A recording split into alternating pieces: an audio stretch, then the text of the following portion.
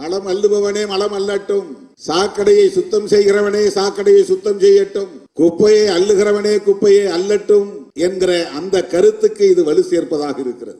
அரசு ஊழியர்கள் ஆக்குங்கள், பணி நிரந்தரம் செய்யுங்கள். ஒரு அம்பேத்கரின் மாணவனாக இருந்து பெரியாரின் பிள்ளையாக இருந்து இதை நாம் வலுவாக சொல்ல முடியாது. குப்பை அள்ளுகிற தொழிலை குப்பை அள்ளுகிறவர்களே செய்ய வேண்டும், அரசு பணியாளர்களாக அவர்களை மாற்ற வேண்டும் என்கிற அந்த கோரிக்கையில் நமக்கு மாற்று கருத்து இருக்கிறது. இந்த தூய்மை பணியாளர்களுக்கு அறிவே இல்லை.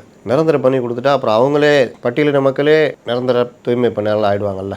அரசு அதை யோசிச்சு தானே அவங்கள ஒன்றும் இல்லாமல் வச்சுருக்கேன். அதுக்கு வேறு யாராவது முற்படுத்தப்பட்ட வகுப்பை சேர்ந்தவர் அப்படி ஏதாவது ஒன்று அப்படியே வருவாங்க அப்படின்னு அது ஏதாவது ட்ரை பண்ணலான்னு பார்த்தா ட்ரை பண்ண விட மாட்டேங்கிறீங்க. சமூக நீதியே இல்லையே.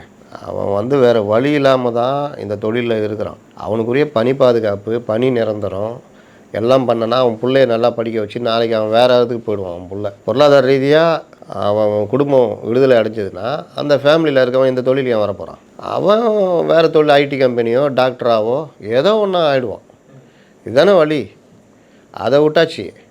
அவனை நிரந்தரப்படுத்திட்டா அப்படியே இருந்துருவான்.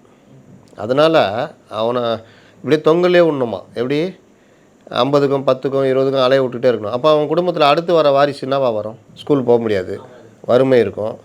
அவனும் அப்பாவுடைய தொழில் தானே வருவான். திரும்ப அவனை இப்படி சிந்திக்கிறாரு. இன்னைக்கு கண்டுபிடிச்சிருக்காரு, பிறந்த நாள் அதுவும் கண்டுபிடிச்சிக்கிறாரு. அதுதான் பிரச்சனை. அப்போ இந்த மாதிரிலாம் எப்படியா யோசிக்கிறீங்க அப்படின்னு. ஒரு குடும்பம் ஒரு ஜாதி கட்டமைப்பில் இருந்தோ இல்லை வேறு இதில் இருந்தோ எல்லாருமே பெண்ணடிமைத்தனம் எல்லாமே எங்கே தகர்க்கப்படும் அப்படின்னா பொருளாதார முன்னேற்றம் ஒன்று தான் தகர்க்கப்படும். நீ ஹை ப்ரொஃபைலில் இருக்கிறான், பணக்காரனாக இருக்கிறான், அவன் எது பண்ணாலும் ஏதாவது கேட்குறமா?